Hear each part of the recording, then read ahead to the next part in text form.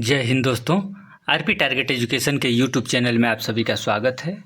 आज हम लोग देखेंगे D Ed special education hearing impaired के पेपर नंबर दोस्तों 3 होगा। ये पेपर नंबर 3 यहाँ पर देख सकते हैं। पेपर नंबर ये 3 है, लैंग्वेज एंड कम्युनिकेशन। जो पेपर नंबर 3 आपका होगा वो लैंग्वेज कम्युनिकेशन होगा।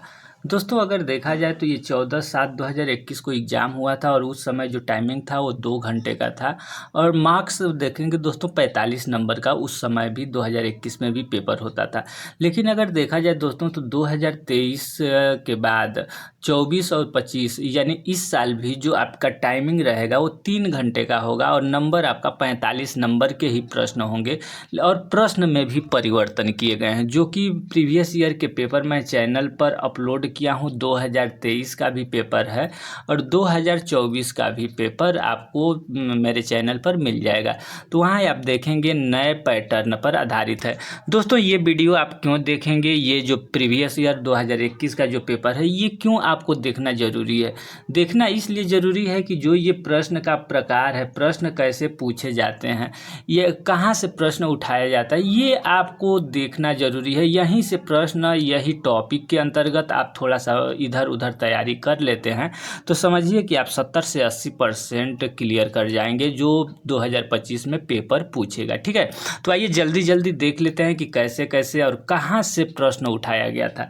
पहला है दोस्तों बहुविकल्पी प्रश्न है। 10 प्रश्न यहाँ उस समय पूछा गया था, लेकिन इस समय बहुविकल्पी अगर देखा जाए तो 5 प्रश्न बहुविकल्पी आ रहे हैं। ठीक है, 5 प्रश्न बहुविकल्पी केवल आपको देखने के लिए मिल रहे हैं। ठीक है, तो आप देख लीजिए निम्नलिखित में से कौन सी भाषा शिक्षण की तकनीकी नहीं है। दोस्तों भाषा शिक्षण की तकनीकी, आप ये टॉपिक याद रखिएगा कि भाषा शिक्षण की तकनीकी कौन कौन सी है, भाषा में पढ़ाने के लिए कौन सी तकनीकी का प्रयोग किया जाता है। तो ये समाचार है, कविता है, संगणक है, निर्देशन और गतिविधि है। ठीक है, तो इसमें कौन सा दोस्तों अगर तकनीकी देखा जाए तो भाषा सीखने के लिए सही नहीं है, तो ये संगणक होगा। ठीक है, संगणक। नेक्स्ट है दोस्तों प्यासा कौवे, यानी आप यहाँ पर देखिए दोस्तों, ये वीडियो देखने का मतलब ये होता है कि आप भी भाषा शिक्षण तकनीकी को अच्छी तरीके से, जो ये टॉपिक है भाषा शिक्षण तकनीकी क्या है, भाषा शिक्षण तकनीकी क्या होता है, ये आप देख लेंगे, या भाषा शिक्षण तकनीकी कौन कौन से है। ठीक है, ये आप इस तरीके से प्रश्न देख लेंगे। दूसरा प्रश्न पूछा गया है दोस्तों, प्यासा कौवे की कहानी कई तरीके से पढ़ाई जा सकती है, क्या यह कथन सत्य नहीं है? दोस्तों ये तो कथन सत्य है। जो पढ़ाने का तरीका होता है वो बहुत सारे, यानी जो शिक्षण तकनीकी है, इसके कहने का मतलब जो शिक्षण तकनीकी है, ठीक है, शिक्षण तकनीकी, तो शिक्षण तकनीकी है यानी किस विधि द्वारा आप पढ़ाई कर सकते हैं। ठीक है, प्रदर्शन विधि होता है, प्रत्यक्ष विधि होता है, उसके बाद से व्याख्यान विधि होता है। तो जो शिक्षण तकनीकी है, ये सारे शिक्षण तकनीकी को एक बार आप और देख लेंगे। ठीक है, ये शिक्षण तकनीकी क्या होता है, आप अपने नोट्स अगर बना रहे हो तो आप शिक्षण तकनीकी के बारे में देख लेंगे कि किसी की कौन कौन से शिक्षण तकनीकी है। ठीक है, तकनीकी। ठीक है, अब नेक्स्ट पॉइंट है दोस्तों, तीसरा नंबर पर जो प्रश्न पूछा गया है, बच्चों के भाषा विकास को समर्थन देने का सबसे अच्छा स्थान कहाँ है, यानी बच्चों में जो भाषा विकास करेंगे, बच्चों में जो भाषा विकास है, बच्चे में भाषा का विकास कैसे होता है। तो दोस्तों अगर देखा जाए तो यहाँ पर बच्चे में जो भाषा का डेवलप होता है, घर पर होता है कि पार्क में होता है, पुस्तकालय में होता है कि इंटरनेट से होता है। अगर यहाँ उपरोक्त सभी लिखा होता तो हम यही बोलते कि उपरोक्त सभी से, यानी पार्क में भी बच्चा जाता है तो सभी लोगों से, बहुत लोगों से मिलता जुलता है, पुस्तकालय में बहुत सारे लोगों से जाकर के मिलता जुलता है, इंटरनेट पर भी बहुत सारे लोगों से मिलता जुलता है, घर में भी बहुत सारे लोगों से मिलता जुलता है। लेकिन भाषा विकास को समर्थन देने का सबसे अच्छा पूछ रहा है कि सबसे अच्छा, तो सबसे अच्छा दोस्तों अगर इस तरीके से पूछे सबसे अच्छा, तो बच्चा सबसे ज़्यादा कहाँ व्यतीत करता है, तो अपने घर में टाइम वेस्ट करता है, टाइम बिताता है। तो ये घर आप लगाएंगे, कहीं भी पूछता है कि बच्चों में भाषा का विकास कैसे, कहाँ पर ज़्यादा होता है, बच्चों में पुनर्वास सबसे ज़्यादा किस तरीके से कहाँ हो सकता है, तो वो घर पर। ठीक है, नेक्स्ट है दोस्तों चौथा प्रश्न। ठीक है, चौथा प्रश्न भाई, बच्चों के लिए पहला शिक्षक उसके कौन है? तो ये देखिए, पहला यही हो गया कि पहला शिक्षक बच्चा सबसे पहले कहाँ रहता है? तो सबसे पहले माता पिता के पास रहता है। तो ये बच्चों के लिए अगर पहला शिक्षक, पहला गुरु उसकी माता होती है। बच्चों में भाषा का विकास सबसे पहले कहाँ से शुरू होता है? तो माता पिता, घर से होता है। ये सब ध्यान रखिएगा आप लोग। ठीक है, हो सकता है कि आप सोचेंगे कि बच्चों के लिए पहला शिक्षक ऑडियोलॉजिस्ट हो सकता है। ऑडियोलॉजिस्ट का मतलब जो कान जांच करता है, बोलता है। साधन शिक्षक या विशेष शिक्षक आप लिख सकते हैं। तो ये मत कभी भी ध्यान दीजिएगा, बच्चों के लिए पहला शिक्षक या बच्चों का पहला विकास या बच्चों को सबसे ज़्यादा बच्चों को ज़्यादा सीखने का मौका, ये सब परिवार होता है, परिवार और माता पिता होता है। ठीक है, इसमें भी माता पिता में सबसे ज़्यादा रोल माँ का होता है। ठीक है, उसके बाद नेक्स्ट जो प्रश्न पूछा गया है, एक विशेष शिक्षक का मुख्य फोकस, यानी एक विशेष शिक्षक, आप जब डीएड कर लेंगे तो आप किसी विद्यालय में विशेष शिक्षक के पद पर आप जाएंगे तो आपका मेन फोकस क्या होगा? बहुत कम उम्र के में भाषित विकसित कराना, बहुत कम उम्र में भाषा का अभ्यास कराना, पढ़ने के कौशल को विकसित करना, लेखन कौशल को विकसित करना। दोस्तों, अगर आप एक विशेष शिक्षक हैं तो ये नहीं है कि बहुत कम उम्र में भाषा विकसित कराएंगे या बहुत कम उम्र में भाषा का अभ्यास कराएंगे। पढ़ने के कौशल को विकसित किया जा सकता है, पढ़ने के कौशल को विकसित किया जाता है। यहाँ पर दे रहा है एक विशेष शिक्षक का मुख्य फोकस क्या होगा? उसके उम्र के अनुसार लेखन कौशल, पढ़न कौशल, बहुत कम उम्र में भाषा का अभ्यास कराना, बहुत कम उम्र में भाषा विकसित करना।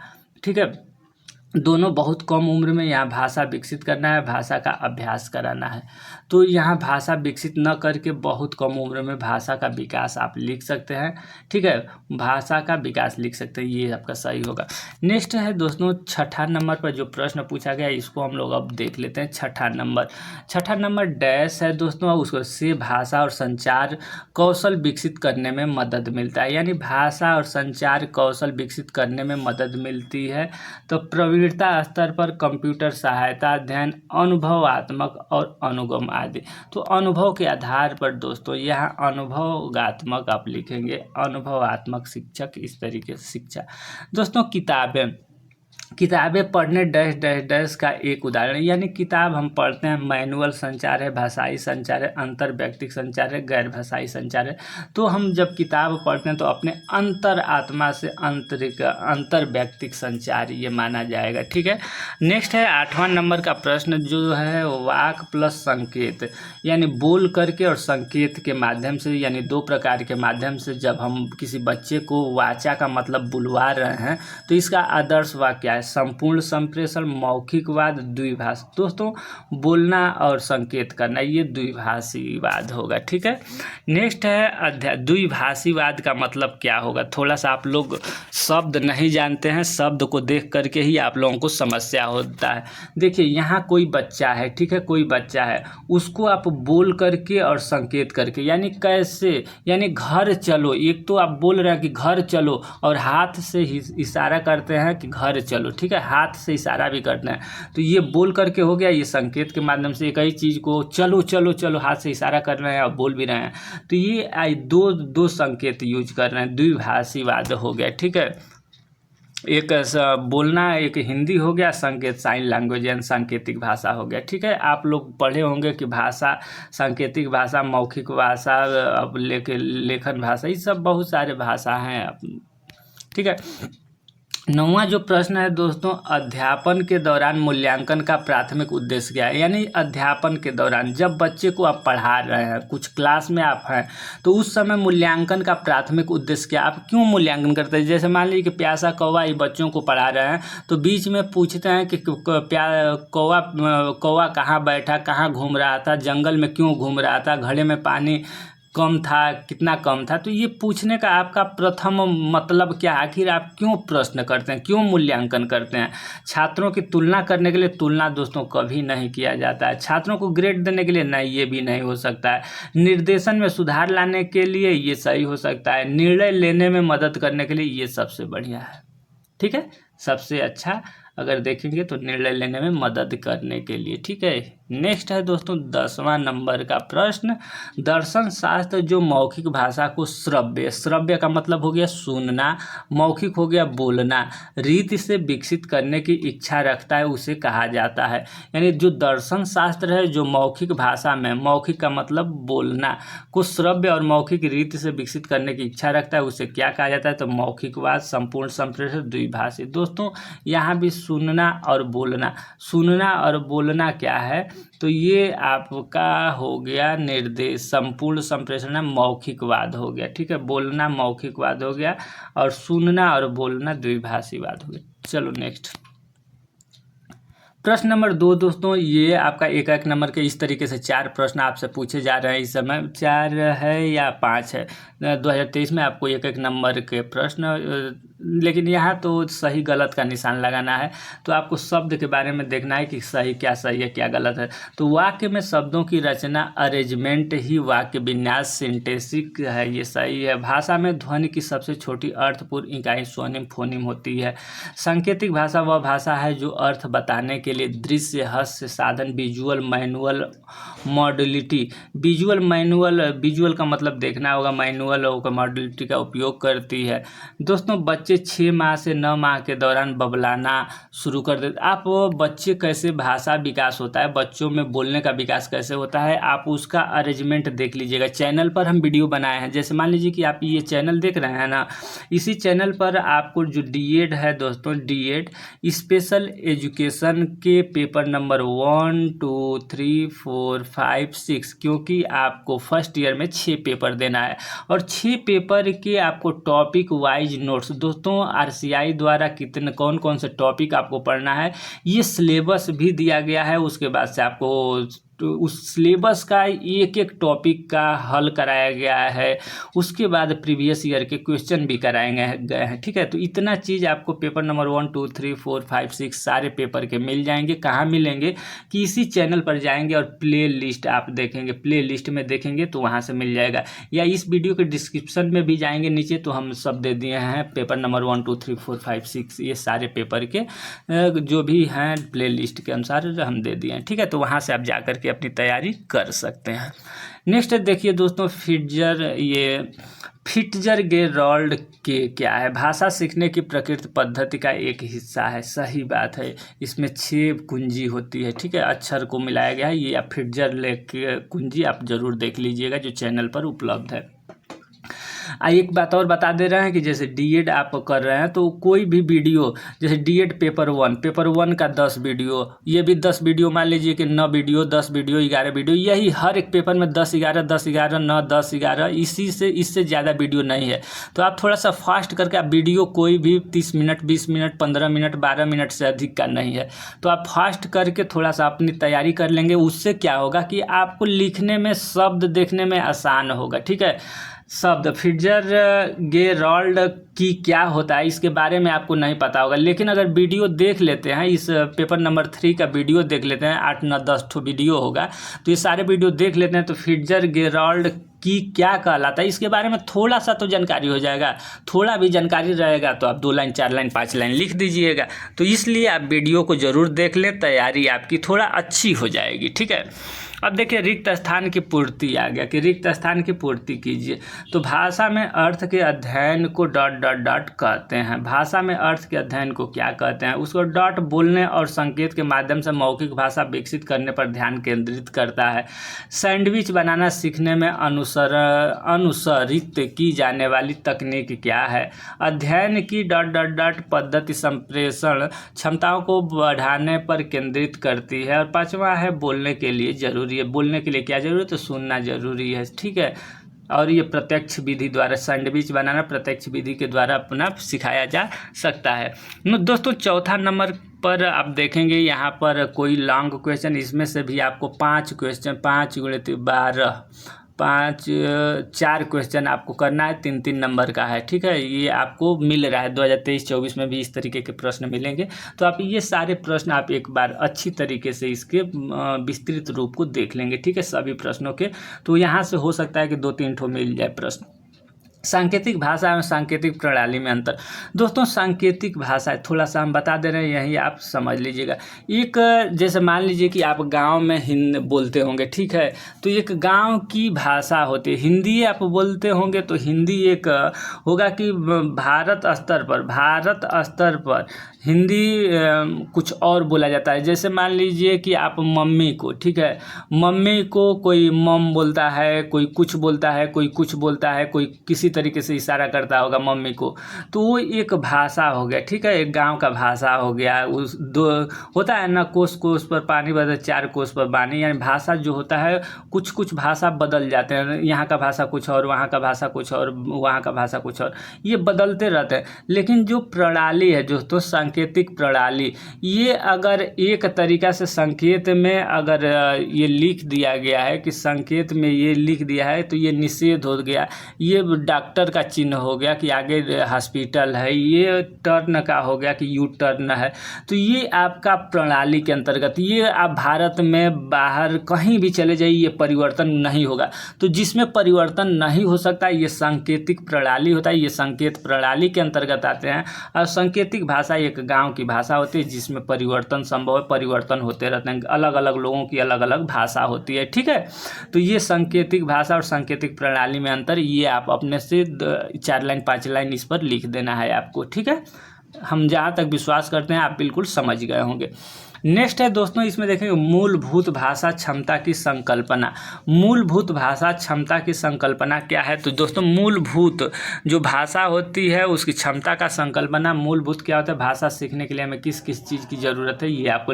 भाषा की विशेषता क्या है दोस्तों, भाषा जो हम लोग सीखते हैं भाषा, उसकी विशेषता क्या है, भाषा से हम क्या क्या करते हैं, भाषा हम बदलती रहती है, ठीक है, भाषा के बारे में आपको लिख देना है। शैक्षणिक द्विभाषिकता के सिद्धांत। दोस्तों द्विभाषिकता यानी आप हिंदी और अंग्रेजी 2 भाषा जानते हैं तो उसका क्या बेनिफिट है, वही उसके क्या सिद्धांत है, ये आपको लिख देना है। तो यहाँ पर है कि भाषा विकास की पूर्ण आवश्यकता।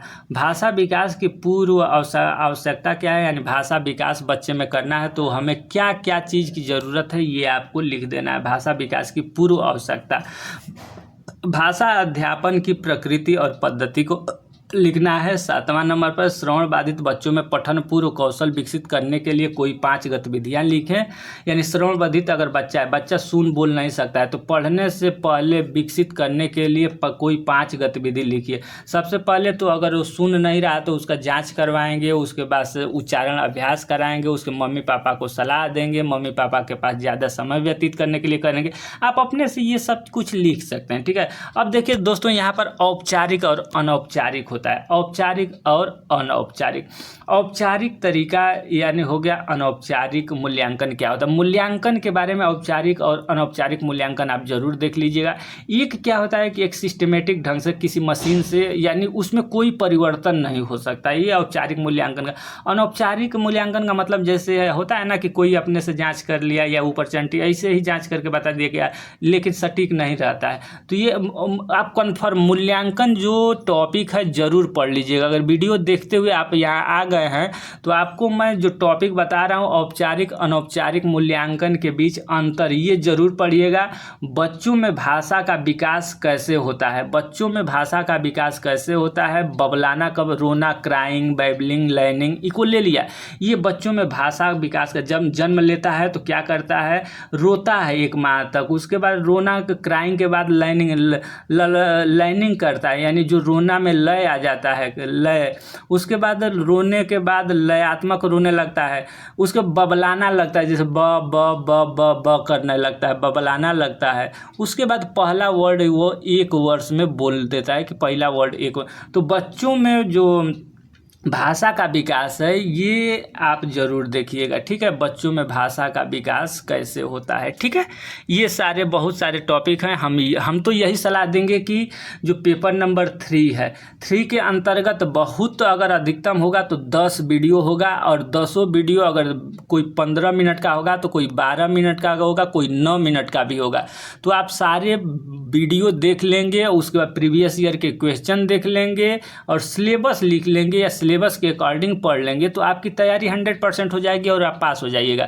तो चैनल पर नए हैं तो चैनल को सब्सक्राइब कर लें, बेल आइकन को दबा लें, क्योंकि जैसे ही एडमिट कार्ड आता है, आपको RCI में रजिस्ट्रेशन कैसे कराना है, इसके बाद सेकेंड ईयर का जो क्लास होगा, सेकेंड ईयर का नोट्स होगा, सेकेंड ईयर का पेपर होगा, इत्यादि आपको बहुत सारे काम हैं। तो इसलिए चैनल को सब्सक्राइब करके बेल आइकन को दबा लीजिएगा और इस वीडियो को लाइक कर दीजिएगा। लाइक करेंगे तो हम भी मोटिवेट होकर के आपको और अच्छा से अच्छा कंटेंट देने का प्रयास करेंगे, ताकि आप और अच्छे से, चूँकि और मेहनत करेगा आदमी, जब ज़्यादा से ज़्यादा लोग देखेंगे तो और ज़्यादा से ज़्यादा हम मेहनत करेंगे। कम लोग देखेंगे तो डिमोटिवेट हम भी होते हैं, ठीक है, डिमोटिवेट हम भी होते हैं कि लोग देख नहीं रहे हैं, इस यहाँ पर इसको छोड़ देना चाहिए, दूसरे चैप्टर पर हमें काम करना चाहिए, ठीक है। तो इसलिए वीडियो को लाइक कर देंगे, दोस्तों के पास शेयर कर देंगे। धन्यवाद।